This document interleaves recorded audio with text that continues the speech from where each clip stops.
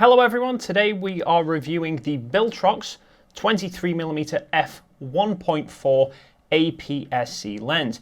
This is actually the lens that I have been using as my main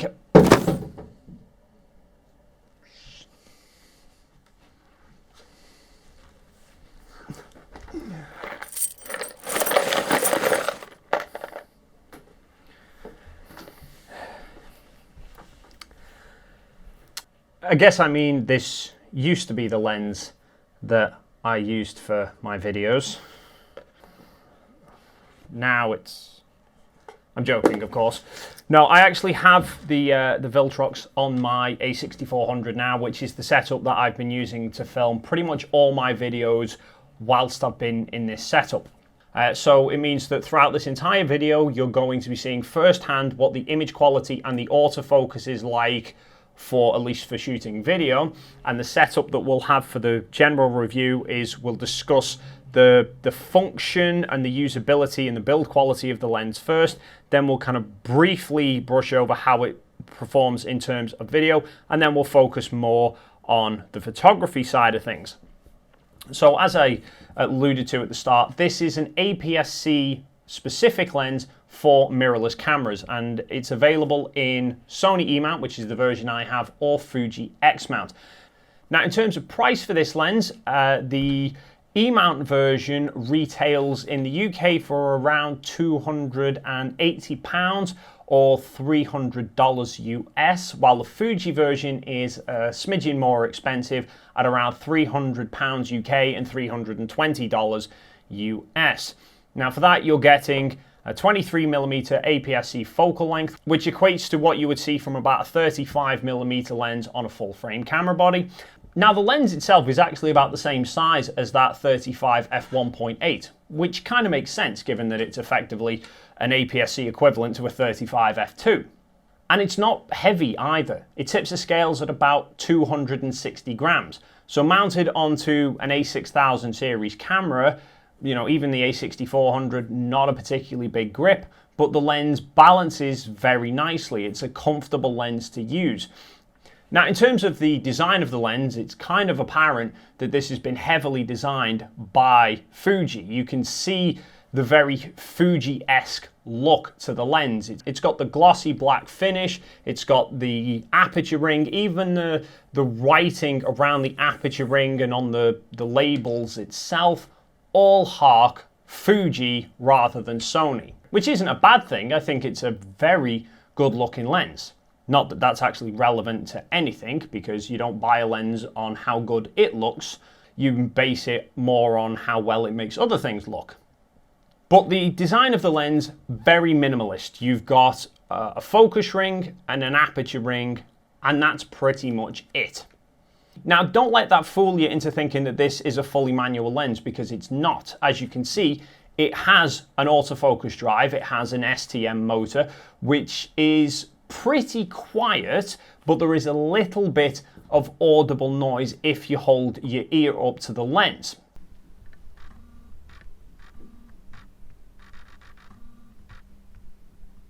So from a stills perspective, you can pretty much class this lens as silent. But for video shooters, you are going to pick up a little bit of noise if you're using the camera's internal microphones when you record. Obviously, you can switch into manual focus, which will have to be done through the camera because there's no AF/MF switch on the lens itself. And in manual focus mode, I found that the focus ring is pretty linear. It's not like some of those mirrorless lenses where how far the focus travels is going to vary depending on how fast you turn the focus ring. It seems to stay pretty consistent regardless of speed, which is great to see because I hated non-linear focus rings. And aperture ring wise, again, the lens has an electronic aperture in there, so you can control it through the camera pretty traditionally if you've got it set into the auto mode, but you can turn it into a manual mode where you can determine the aperture on the aperture ring, not through the camera. Now this is sort of where my biggest criticism of this lens comes in. The aperture ring itself is very smooth to turn. It starts at f1.4, runs all the way through to f16, which is its traditional aperture range, and then you can move it into auto. Now, when you get to f16, there's a little notch to kind of let you know that you've hit the end of the normal aperture range, and then you go past that into auto. And again, there's a little notch at auto to let you know you're there, but it's an even more subtle notch than the one at f16. And neither of them really hold the aperture ring in place, so it's quite easy to knock the aperture ring. So on several occasions, I've been out and about testing the lens, and I've accidentally knocked the aperture ring out of auto towards f16 and not realized it. I then hold my camera up to my eye to take the next photo, and the viewfinder is pitch black because the camera's set to f16. Which is kind of made worse by the fact that you don't have to move the aperture ring all the way to f16 before the camera registers that you've gone to f16. It's pretty much, it's not even halfway. It's pretty much as soon as you get out of auto, it says you're now at f16. So it's very easy to knock the aperture ring out of auto, and suddenly you're shooting at f16, and then you have to take a second or two to try and work out what's gone on here, and then you remember, oh yeah, I've got that aperture ring, and then you might miss the photo that you were looking for because you were too busy faffing around with your aperture ring. Now, it's possibly not always going to be a problem. For example, even if you're shooting in auto mode but you're set to, say, f11, if you then accidentally knock the aperture ring to f16, you've got to stop darker. And on modern camera sensors these days, a stop isn't going to be the end of the world. Might take a little bit of recovery in post, but it is still workable. But if you're shooting at f1.4 and then you knock the aperture to f16, you've dropped 7 stops worth of light. It would have been better if either there was a little bit more resistance to the aperture ring, or the clicks were a little bit more defined so it held the aperture ring in place, or more ideally would be maybe an aperture lock switch that could lock the lens off when you're in auto mode, so you have to actually kind of intentionally take it out of auto. But all of those probably would have jacked up the price a little bit. But that is really my main criticism, I think, of this lens. In terms of the overall build quality, the lens is entirely made of metal. It's obviously not flagship level of lens, but it does still look and feel pretty premium. And you'll also notice there's a small USB port on the back of the lens mount as well. So this is for being able to update the lens with any new firmware that Viltrox release. Now, moving on, let's get on to image quality and autofocus performance, starting off with video.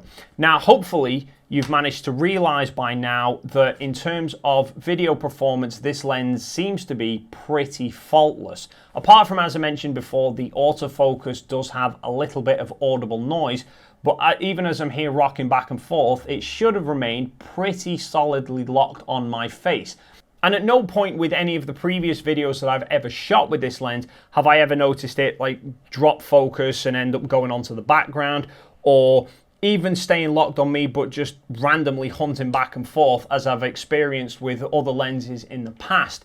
The autofocus performance of this lens, especially for video, seems to be very, very impressive. And even the image quality for video as well. I was kind of shocked how sharp the 4K videos from the A6400 look with this lens on the camera.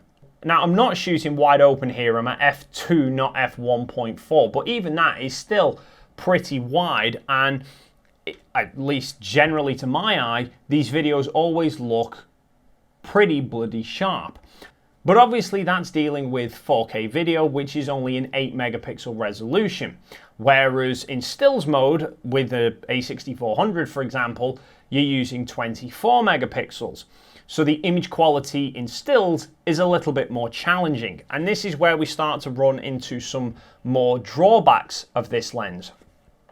So in the still side of things, the image quality is still, I'd say, acceptable, more than acceptable in fairness, but some people might take issue with it.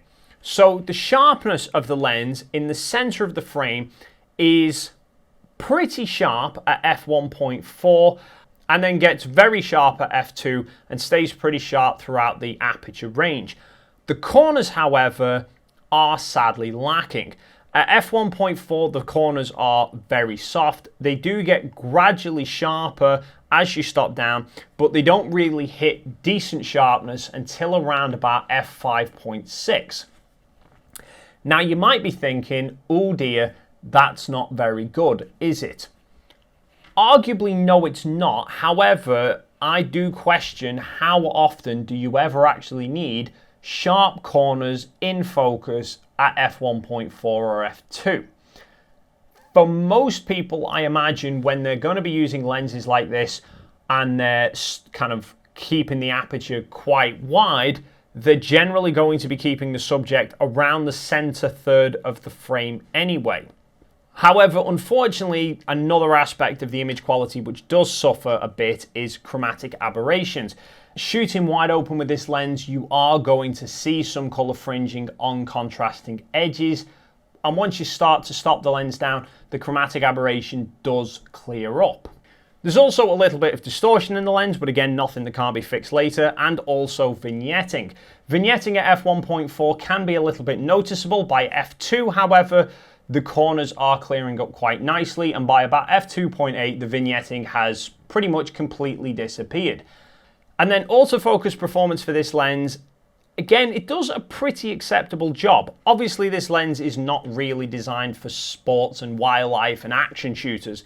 It's not blisteringly quick. So for example, when I've been testing the lens by trying to photograph like Rusty running around erratically in the garden, it does sometimes struggle to keep up with him. It might lose him for a bit and then try and catch back up to him. But when I've been trying it on more static, or at least calmer subjects, it's far more reliable in being able to keep up with them. It even does a pretty good job in low light. Now, in extremely low light situations, and especially when the subject is then backlit, it does sometimes take a little bit longer and there's a little bit more hunting, but that's quite a challenging scenario for any lens, much less, again, a budget-friendly lens.